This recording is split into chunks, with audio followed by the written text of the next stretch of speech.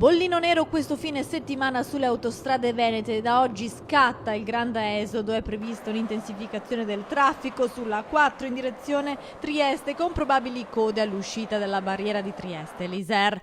Code si potrebbero verificare verso tutte le località del litorale veneziano e sulle tratte che portano in Croazia o verso le montagne. Domenica 6 agosto transiti molto elevati in entrambe le direzioni di marcia sulla A4. Ad aumentare le difficoltà per gli automobilisti i picchi di caldo che si stanno verificando in queste ore. Nelle fasce orarie più critiche gli addetti della CAV saranno affiancati da personale di imprese qualificate per la segnalazione di code. Saranno inoltre presenti presidi fissi con carri attrezzi adibiti al soccorso meccanico che stazioneranno nei caselli di Spinea e Padova Est. Sarà predisposto anche un presidio sanitario fisso in corrispondenza dell'area di servizio di Arino Est della A4 con ambulanza e personale medico.